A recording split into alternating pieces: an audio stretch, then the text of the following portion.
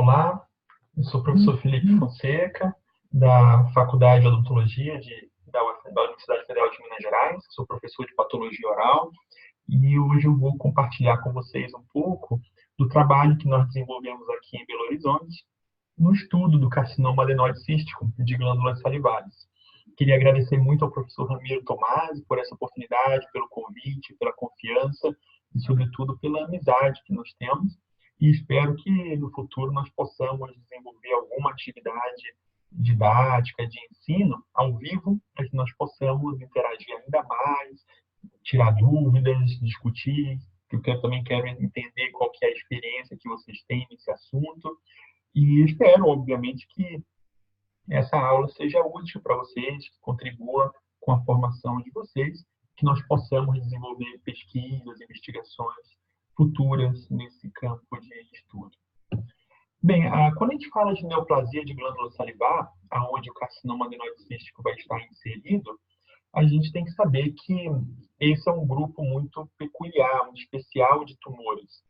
A incidência anual das neoplasias de glândulas salivares, ela gira desde 0,4 até próximo de 6 a 7 casos para cada 100 mil pessoas, isso dependendo muito do estudo, da localização do estudo, da forma que o estudo é conduzido. Mas o que a gente pode inferir é que são, sim, um grupo relativamente raro, pouco frequente de tumores, normalmente diagnosticados nos serviços de patologia. E eles correspondem a cerca de 3 a 10% das neoplasias que afetam a região de cabeça e pescoço.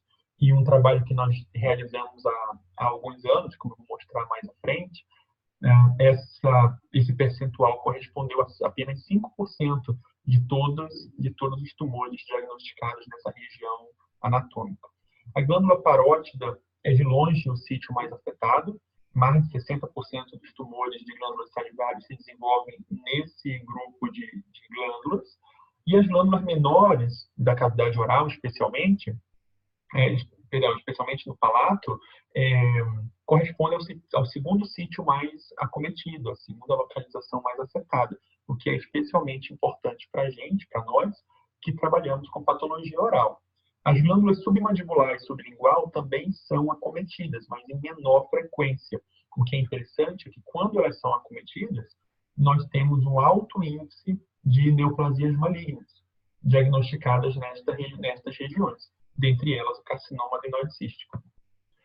Quais seriam as melhores referências que nós temos atualmente para poder estudar um pouco mais sobre as neoplasias de glândulas salivares, dentre eles o adenoide cístico?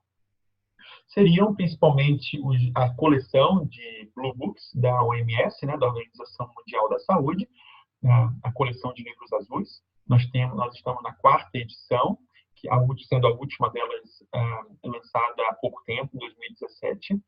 Mas nós também temos uma boa referência, já tem alguns anos, que foi publicada, que é a última edição da AFIP, do Armed Forces Institute of Pathology, dos Estados Unidos. É um instituto de patologia que já não está mais em atividade, mas que durante muito tempo representou um dos principais, se não o principal centro de patologia do mundo. E nós temos dados especiais, dados muito importantes, oriundos dessa instituição. E muitos dos principais patologistas em atividade tiveram uma parte da sua formação passando por essa instituição. Portanto, é ainda uma grande referência, uma excelente referência para aqueles que querem estudar um pouco mais sobre os tumores de glândula salivar, entre eles o carcinoma adenoide cístico. E ao longo desses anos, ao longo da evolução dessas edições dos Blue Books da OMS, houve uma série de aprimoramentos na classificação dos tumores. Eu incluí aqui um resumo dessas classificações nos próximos slides, para que vocês possam ver como a classificação dos tumores de glândula é algo dinâmico e complexo, que evoluiu significativamente desde a década de 70 até 2017, quando saiu o último volume da OMS. Veja que na primeira classificação, nós tínhamos apenas algumas poucas entidades sendo reconhecidas, com destaque para o adenoma pleomórfico e para aquilo que a gente chamava de adenoma monomórfico, que incluía vários tipos neoplásicos que hoje representam subtipos específicos. Mas o carcinoma adenoide cístico já era parte dessa classificação já na década de 70. Houve uma significativa expansão no número de entidades, subtipos, na segunda classificação, em 91.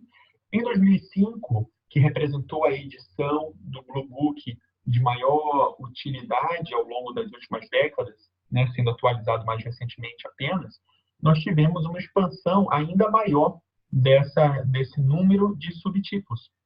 E, atualmente, na edição de 2017, com também novas entidades sendo caracterizadas, como, por exemplo, o carcinoma secretório de glândula.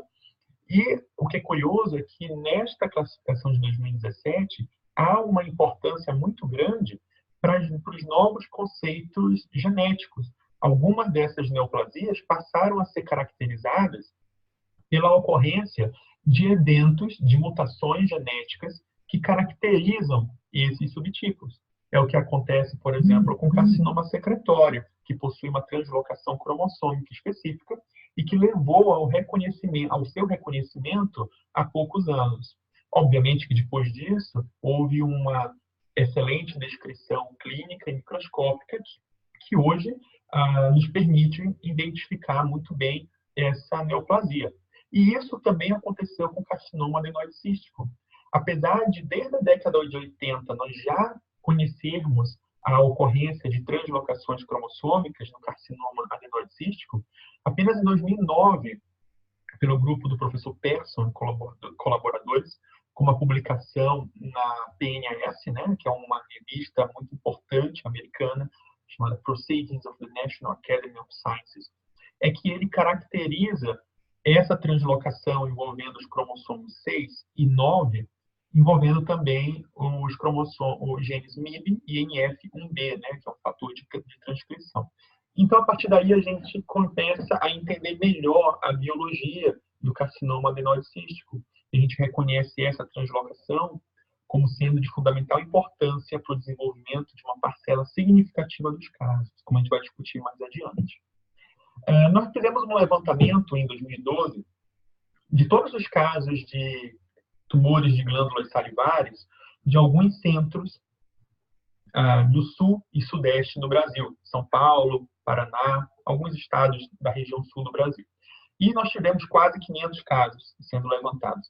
E nós podemos observar no Brasil o que também já havia sido descrito anteriormente em outras regiões geográficas, em outras regiões do planeta. Observem aqui nesse gráfico, que resume a distribuição dos principais tumores que nós encontramos no nosso estudo, que o adenoma pleomórfico, de fato, representa o subtipo neoplásico mais comum dentre os tumores de glândulas salivares. E, de longe, representa a neoplasia benigna mais comum. Mas, quando a gente fala das neoplasias malignas, aí ocorre uma mudança de posição entre o carcinoma multiepidermoide e o carcinoma adenoide cístico, que é o nosso alvo aqui, que é o nosso interesse principal. Vejo que, em alguns estudos, o carcinoma multiepidermoide, ele representa a neoplasia maligna mais frequente. Enquanto que, em outros estudos, nós temos o carcinoma adenoide cístico como sendo a neoplasia maligna mais comum de glândula salivar. Mas o que, independente dele ser o primeiro ou segunda neoplasia mais frequente, é importante a gente destacar nesse gráfico que o carcinoma adenoide cístico possui uma grande relevância clínica, não só pelo seu comportamento, mas também pela sua frequência. Então, vamos conceituar um pouquinho o adenoide cístico, vamos entender o que é o carcinoma adenoide cístico, o que podemos esperar quando nós temos um diagnóstico de carcinoma adenoide cístico. Antigamente, ele era chamado de cilindroma, por causa do seu aspecto microscópico. É um termo que já não é utilizado há muitos anos, há muito tempo.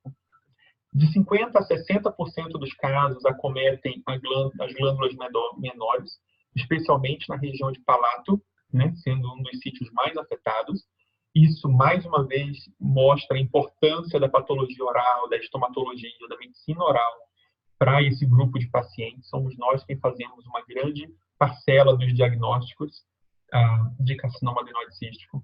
A glândula parótida, as glândulas parótidas também são acometidas num grande número de casos, e de todos os tumores que acometem a glândula parótida, de 2 a 3% desses casos representam carcinoma adenoide cístico.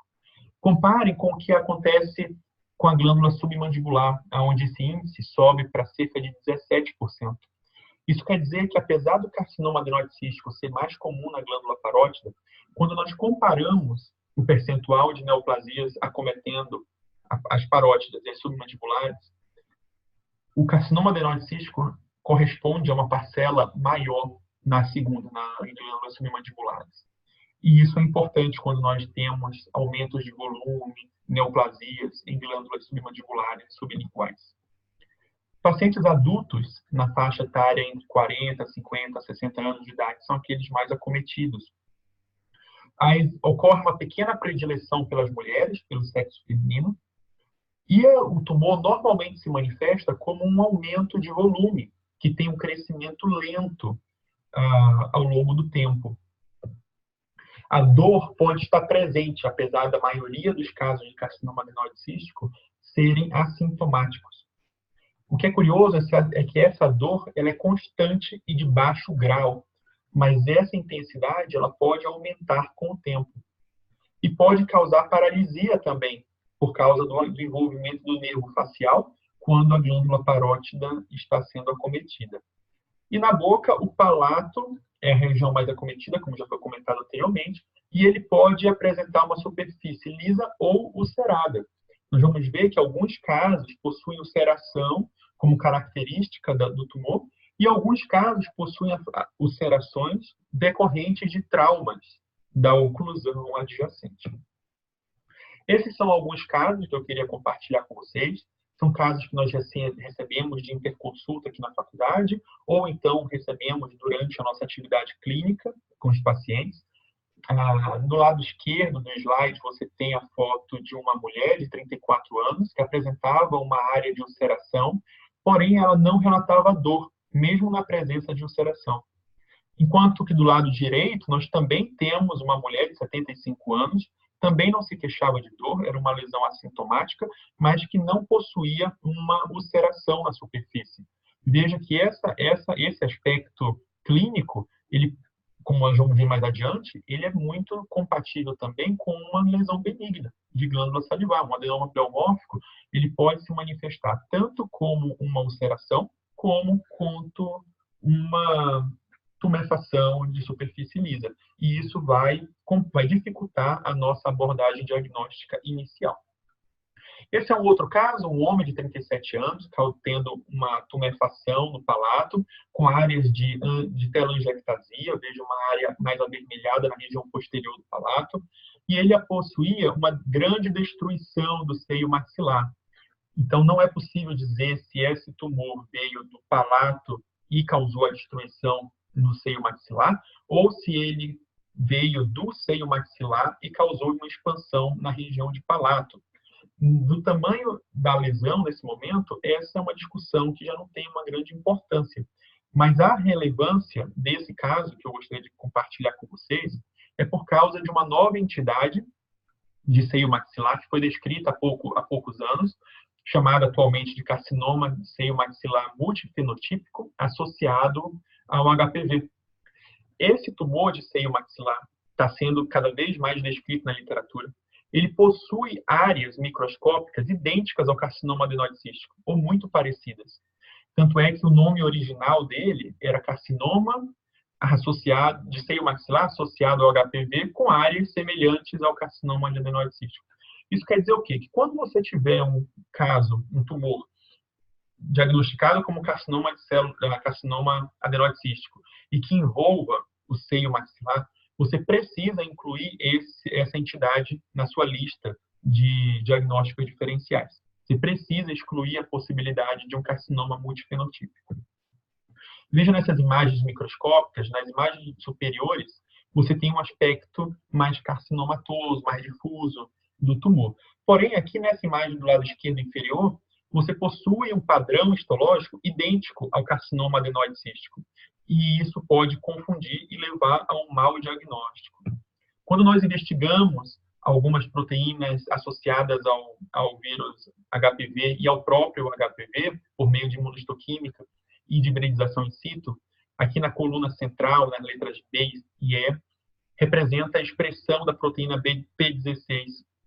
E a gente observa uma marcação muito forte e intensa, tanto no citoplasma quanto no núcleo, o que mostra, o que sugere que nós realmente temos o HPV presente nesse caso.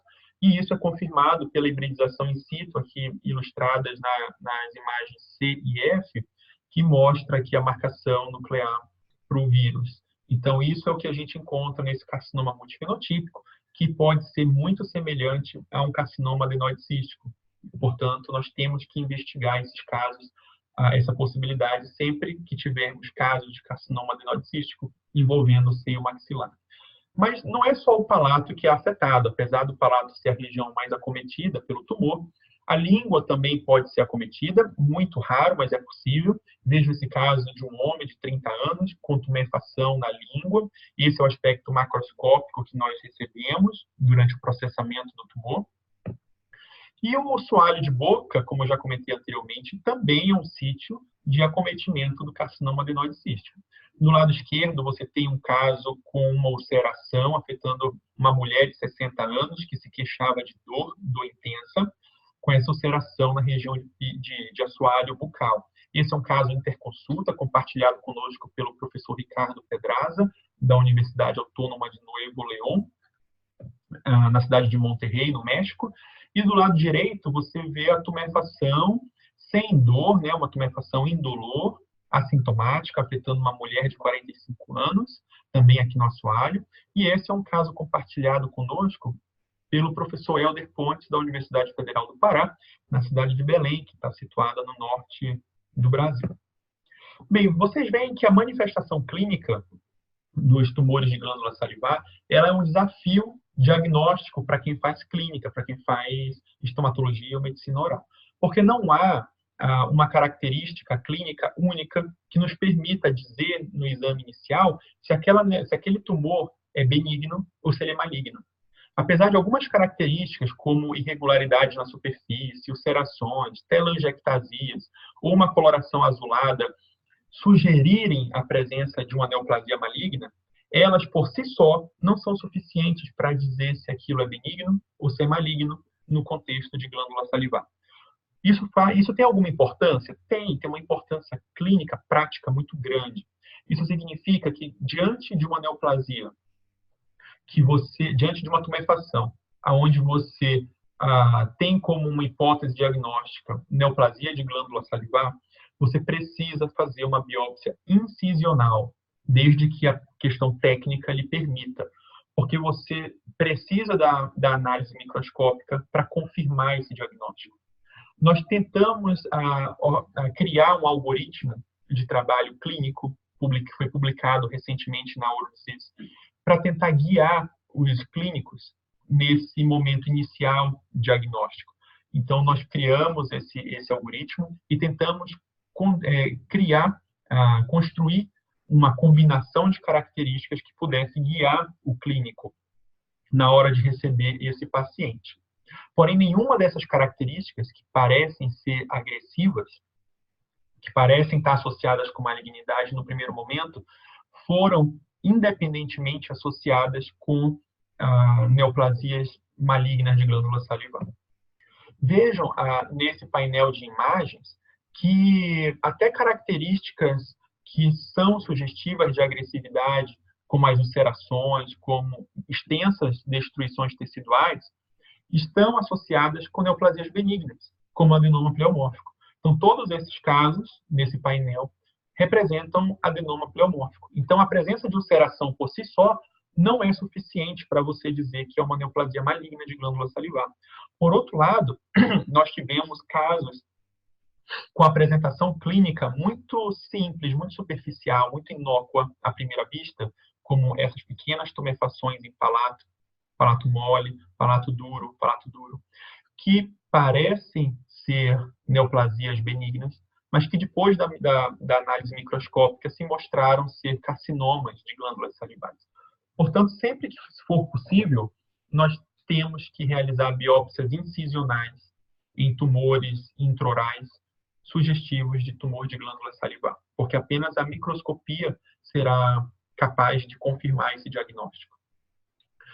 Em termos de histopatologia, de microscopia, o carcinoma adenoide cístico, ele tradicionalmente é classificado em 3 subtipos: cribiforme, tubular ou sólido. O subtipo cribiforme é aquele subtipo mais frequente, mais bem caracterizado, que é formado por esses espaços pseudocísticos que possuem um material eosinofílico, basofílico no seu interior, e que a gente costuma associar, costuma comparar com o padrão de queijo suíço. O subtipo tubular é um subtipo formado por cordões neoplásicos e pela presença de ductos glandulares neoplásicos. Você vê muito bem aqui a formação de um ducto com bicamada, com 2 camadas celulares. Uma característica muito importante para diferenciar um carcinoma adenoide cístico do seu principal diagnóstico diferencial, que é o adenocarcinoma polimorfo. Veja que há uma camada interna mais eosinofílica, que representariam células epiteliais luminais, e uma camada mioepitelial externa, caracterizada por células claras, citoplasma claro e núcleo hipercromático angulado. Essas são algumas características do padrão tubular. E temos o padrão sólido, né, que é formado por ilhas de diferentes tamanhos de células neoplásicas. Esse padrão ele está tradicionalmente associado com um comportamento mais agressivo do tumor, a piores níveis de prognóstico, menores níveis de sobrevida, e é aí nesse subtipo que nós encontramos uma maior quantidade de células pleomórficas, de mitoses atípicas. Portanto, o subtipo sólido carrega um pior prognóstico para os pacientes acometidos por carcinoma adenoide cístico. Então, com mais detalhes, esse é o padrão cribiforme, é o subtipo mais frequente, é o subtipo mais comum do carcinoma adenoide cístico.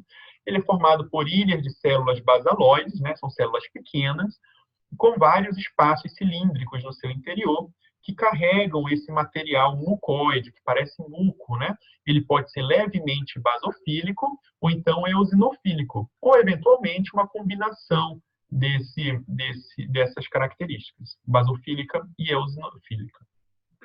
As células são pequenas e o núcleo, se vocês observarem, ele é bastante hipercromático, ele é mais escuro. E o que é interessante é que ele é angulado. Vejam que ele possui angulações na periferia. Esta é uma característica muito importante para você diferenciar um carcinoma adenoide cístico de um adenocarcinoma polimorfo, porque os adenocarcinomas polimorfos possuem células mais homogêneas, menos variáveis, não possuem hipercromasia tão acentuada, e as células normalmente são mais redondas ou ovais. Então, a característica citológica do adenoide cístico ela é fundamental para você fazer uma diferença, para diferenciar do adenocarcinoma polimorfo, que é um dos principais diferenciais do carcinoma adenoide cístico. E, obviamente, ele possui pouco citoplasma. Nós não conseguimos observar de maneira clara, fácil, a porção citoplasmática dessas células. Em maior aumento, aqui para a gente observar melhor, as ilhas neoplásicas com esse material mucoide no interior. Vejam que as células possuem núcleo hipercromático, angulado. E observem também que é possível identificar com cautela a presença de pequenos espaços ductais aqui no meio das células mioepiteliais. Aqui também ocorre um outro espaço ductal. Esses pequenos ductos possuem células luminais. Mais tarde, quando nós formos ver a imunohistoquímica desse caso, desses subtipos de adenoide cístico, nós vamos perceber que aqui nós temos 2 populações celulares. As células mioepiteliais e as células luminais epiteliais. E isso vai caracterizar o carcinoma adenoide cístico. Essa é uma característica importante que nos ajuda a reconhecer esse tumor. O padrão sólido, né, formado por grandes ilhas de células tumorais, como essas aqui, certo? Eles possuem pouca tendência à formação de ductos e espaços pseudocísticos, não apenas císticos, certo? O que é interessante comentar é que naqueles tumores que possuem extensas áreas do padrão sólido, o diagnóstico do carcinoma adenoide cístico ele pode ser bastante desafiador, pode ser difícil reconhecer a natureza do tumor. A vantagem, a nossa sorte, é que nesses tumores, quando nós possuímos uma boa quantidade de amostra, em biópsias grandes, peças cirúrgicas, normalmente nós conseguimos encontrar alguma outra região do tumor que possui a característica cribiforme, tubular, e aí nos ajuda a fazer um diagnóstico mais acurado. Mas o diagnóstico de tumores com extensas regiões do padrão sólido podem representar um desafio diagnóstico significativo, até mesmo para patologistas mais experientes. E como eu comentei anteriormente, é nesse padrão que nós vamos ter uma maior quantidade de pleomorfismo celular e uma atividade mitótica mais elevada.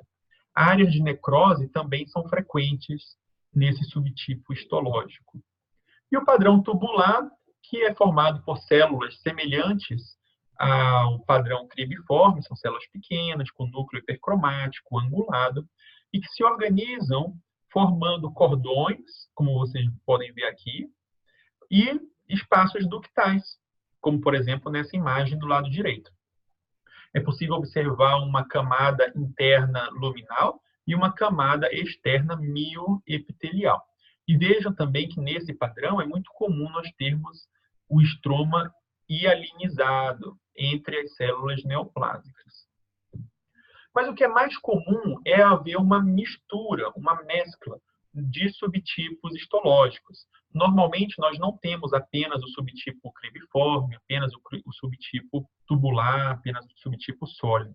Nós temos uma mistura. Nessa imagem, você consegue ver que há o subtipo cribiforme de um lado, aqui nessa região, mas também nessa região central inferior, nós temos o subtipo tubular do carcinoma adenoide cístico. O padrão de invasão neural também, esse achado microscópico, ele é muito comum no carcinoma adenoide cístico, como vocês podem ver também nessa microscopia.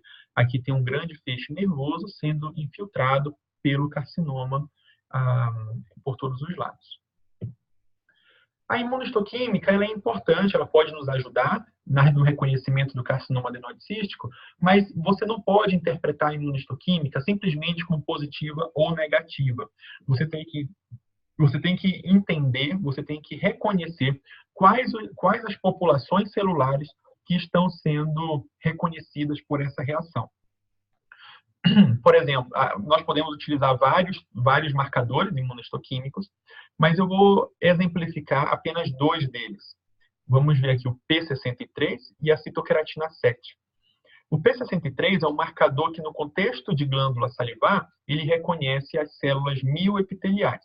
Vejam que a maioria das células possuem marcação nuclear para essa proteína P63. Portanto, nessa lesão do lado esquerdo do seu slide, vocês veem que a maior parte da população celular é de células mioepiteliais. Enquanto que na imagem do lado direito, a citoqueratina 7 reconhece as células luminais. Vejam que elas representam exatamente aqueles pequenos ductos que eu mostrei para vocês em um slide anterior. E com essas duas marcações, você consegue caracterizar a dupla população que compõe o carcinoma adenoide cístico. A transformação para alto grau ou desdiferenciação do carcinoma adenoide cístico também é um achado que já foi relatado na literatura e que tem sido estudado com mais frequência ao longo dos últimos anos. O que acontece aqui é que eu tenho um componente de carcinoma adenoide cístico um pouco mais clássico, vamos dizer assim, né? Mais bem caracterizado, com a dupla população celular, com a formação de ductos. E nessa região do lado direito, eu tenho a presença de um adenocarcinoma sem especificação. Você tem um carcinoma de alto grau microscópico, onde você não consegue reconhecer nele aquelas regiões típicas de carcinoma adenoide cístico. E a presença dessas áreas de desdiferenciação ou transformação de alto grau tem sido associado a um comportamento clínico mais agressivo e um pior prognóstico para os pacientes afetados. Veja nesse canto superior uma área já de comedonecrose. Aqui é uma outra imagem, também tentando ilustrar, numa única região, a presença dessa transformação para alto grau. No lado esquerdo, você tem um componente de carcinoma adenoide cístico um pouco mais representativo do tumor, e do lado direito você tem aí sim um tumor muito mais agressivo, de alto grau, com as células mais pleomórficas, onde você não conseguiria reconhecer apenas nessa região um carcinoma adenoide cístico. E vejam aqui nessas referências que esse é um tópico de estudo, de pesquisa, de investigação bastante ativo em termos de carcinoma adenoide cístico.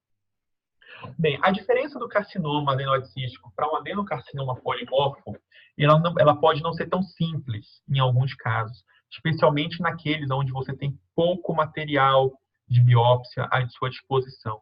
Comparem essas imagens e vocês poderão perceber que há uma similaridade importante entre os tumores. E, além disso, ambos os tumores são caracterizados pelo potencial de infiltração neural, a invasão perineural discutida anteriormente. Isso tudo dificulta a diferenciação, o diagnóstico do carcinoma adenoide cístico. Então, com o intuito de melhorar, de encontrar ferramentas que pudessem nos ajudar a fazer essa distinção de maneira mais concreta, mais sólida, nós desenvolvemos algumas pesquisas aqui na UFMG e também em Campinas, na Unicamp. Utilizando a espectrometria de massa, nós buscamos identificar o perfil proteômico do carcinoma adenoide cístico e do adenocarcinoma polimorfo. Isso com o intuito de descobrir novas proteínas que pudessem nos ajudar a diferenciar os dois tumores. De maneira bem simples e superficial, vou descrever para vocês alguns dos nossos resultados. Nesse primeiro gráfico, na letra A, você consegue perceber que há proteínas que foram expressas apenas no adenocarcinoma polimorfo e havia também proteínas expressas somente no carcinoma adenoide cístico. E a espectrometria de massas, né, a proteômica, foi sensível o suficiente para separar o grupo de carcinoma adenoide cístico do grupo de adenocarcinoma polimorfo. O que aconteceu também nessa outra análise. Veja que os grupos se separam muito claramente. E aqui na letra D, você também consegue perceber o grupo de carcinoma adenoide cístico separado do grupo de adenocarcinoma polimorfo. Quando nós processamos esses dados, nós encontramos algumas proteínas, que estão aqui nessa coluna, à sua esquerda, que estavam significativamente diferenciadas entre os dois tumores. Algumas delas estavam sobreexpressas no carcinoma adenoide cístico e algumas estavam sobreexpressas no adenocarcinoma polimorfo. Nesse gráfico, nós conseguimos perceber bem que esse grupo de proteínas estava mais expresso no carcinoma adenoide cístico, enquanto que esse grupo de proteínas estava mais expresso no adenocarcinoma polimorfo. Portanto, talvez seja possível utilizar algumas dessas proteínas ou a combinação de algumas delas para diferenciar os dois tumores naqueles casos que sejam mais difíceis de serem reconhecidos. Bem, nós também mencionamos anteriormente que o carcinoma adenoide cístico agora é caracterizado pela presença de uma translocação envolvendo os genes MYB e NF1B, que é resultante da translocação nos cromossomos 6 e 9.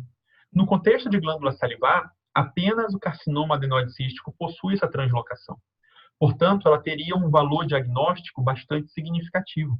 O problema é que ela não está presente em todos os casos de carcinoma adenoide cístico, apenas em algum percentual dos casos. Nós fizemos uma revisão sistemática publicada há pouco tempo na Ourodisease, tentando mostrar qual seria o valor prognóstico dessa translocação e qual a frequência dessa translocação no carcinoma adenoide cístico.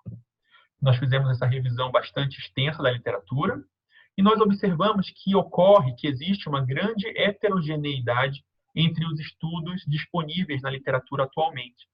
Ocorre uma variação muito grande nos tipos de estudos realizados. Alguns utilizam tecido parafinizado, outros utilizam tecido fresco, alguns utilizam hibridização in situ, enquanto que outros utilizam PCR. Isso tudo impacta nos resultados descritos. Então, a prevalência, a frequência da translocação no carcinoma adenoide cístico varia grandemente dependendo do estudo que você avalia, que você lê. Essa variação pode sair desde 16% até 100% de frequência. Isso como consequência dessa variação metodológica que nós observamos. E no trabalho que nós fizemos, não foi possível identificar uma associação significativa entre a presença da translocação e a sobrevida dos pacientes. Portanto, a conclusão do nosso trabalho é que a presença da translocação ela tem um valor diagnóstico que é limitado por causa dessa variação na frequência que ela ocorre, mas ela não impacta a sobrevida dos pacientes acometidos por carcinoma adenoide cístico. Bem, recorrências locais e tardias, elas são frequentes no carcinoma adenoide cístico. E a metástase à distância também não são raras, normalmente para os pulmões e para os ossos longos. A cirurgia ainda é o tratamento de escolha, o tratamento padrão ouro para esses pacientes. A radioterapia adjuvante ela pode ser utilizada, mas a real eficácia dela ainda é desconhecida. Metástases linfonodais são pouco frequentes. Portanto, o esvaziamento cervical não é realizado de maneira eletiva por todos os grupos médicos. Em termos de sobrevida, nós vamos observar que a sobrevida após 5 anos de acompanhamento ela é relativamente alta, girando em torno de 70% a 75%. Mas à medida que o tempo passa, esse índice de sobrevivência cai de maneira significativa. Após 20 anos de acompanhamento, apenas 25% dos pacientes permanecem vivos. E isso se dá muito devido às recorrências tardias e às metástases à distância que ocorrem após muito tempo de acompanhamento. O padrão sólido, como eu mencionei anteriormente para vocês na descrição microscópica, possui um pior prognóstico. E as neoplasias de seio maxilar e aquelas afetando as glândulas submandibulares também parecem possuir um prognóstico mais desfavorável. As mortes dos pacientes normalmente acontecem devido às recidivas locais e às metástases à distância, ambas tardias. Numa tentativa de identificar novos parâmetros prognósticos do carcinoma adenoide cístico, nós desenvolvemos também algumas pesquisas com esse intuito. Uma delas foi publicada ainda esse ano na Uro-Oncology, onde nós estudamos o microambiente imunológico do carcinoma adenoide cístico. E nós observamos que alguns desses marcadores imunológicos contribuem para a estratificação dos casos em menor e maior risco de sobrevivência e de morte, especialmente a expressão da proteína CD8. Um outro achado microscópico que nós também tentamos compreender quanto à sua importância prognóstica é a invasão linfovascular. Nós sabemos que a invasão linfovascular ela é um parâmetro microscópico importante para a determinação prognóstica em diferentes neoplasias humanas. Mas nós não temos certeza se isso também é verdadeiro no contexto do carcinoma adenoide cístico. E nós mostramos que sim, que há um grande risco de morte, uma menor sobrevivência dos pacientes que apresentam invasão linfovascular, seja ela invasão vascular linfática ou sanguínea. Bem, além dessas investigações, além destas pesquisas que eu descrevi para vocês de maneira bem simples e superficial, para a gente não se alongar muito nessa aula, outras pesquisas estão em desenvolvimento no nosso grupo, tanto na UFMG quanto na Unicamp. Algumas delas, que eu vou listar aqui para vocês, incluem a avaliação da expressão de proteínas mitocondriais no carcinoma adenoide cístico. Nós queremos entender um pouco melhor como que é o perfil metabólico desse tumor. Então, nós também estamos avaliando, através de metabolômica, qual é esse perfil do carcinoma adenoide cístico. Estamos ainda validando os marcadores diagnósticos que encontramos no estudo de proteômica e também estamos detalhando com maior precisão o proteoma, o perfil proteômico do carcinoma adenoide cístico, buscando identificar novos biomarcadores prognósticos. E uma última pesquisa que também está em desenvolvimento é a análise de microRNAs e a importância deles para a patogênese, para o desenvolvimento do carcinoma adenoide cístico. Portanto, o estudo do carcinoma adenoide cístico representa atualmente uma área de interesse científico, de pesquisa, de investigação muito significativa para o nosso grupo de trabalho. Então, eu aproveito para compartilhar o crédito, dar o crédito dessa aula, dessas informações com meus colegas, com meus companheiros de trabalho, professor Helder Pontes, da Faculdade de Odontologia da Universidade Federal do Pará, em Belém, um dos principais colaboradores que nós temos, os meus amigos de departamento, professores Ricardo Gomes e Ricardo Mesquita, que contribuem para boa parte desses trabalhos e para o atendimento diário dos pacientes, aos professores da Faculdade de Odontologia de Piracicaba, na Unicamp, né, com quem eu estudei durante o meu mestrado, meu doutorado, e que ainda hoje contribuem muito com a minha atividade de investigação. Bem, esse era o conteúdo que eu gostaria de compartilhar com vocês. Espero que vocês consigam recebê-lo de maneira clara. Eu sei que tem algumas limitações técnicas aqui da gravação, mas eu realmente espero que seja útil para vocês. Espero que nós possamos contribuir mais, colaborar mais, ainda mais, né, nos próximos anos, que vocês venham a Belo Horizonte a visitar nossa escola, visitar nosso grupo de trabalho. Se tiverem interesse em nos ajudar nas investigações, nas pesquisas, vocês serão muito bem-vindos e nós gostaríamos, obviamente, de fortalecer essa parceria com a Universidade de Córdoba, com a Universidade Nacional de Córdoba, que tem sido uma parceira tão agradável, que tem sido uma parceira fiel nos últimos anos, com envio de alunos, de professores para Belo Horizonte. Bem, mais uma vez, muito obrigado. Muito obrigado ao professor Ramiro, mais uma vez, pela oportunidade. Espero que tenha sido aquilo que vocês esperavam. Um forte abraço e nós nos encontramos em breve.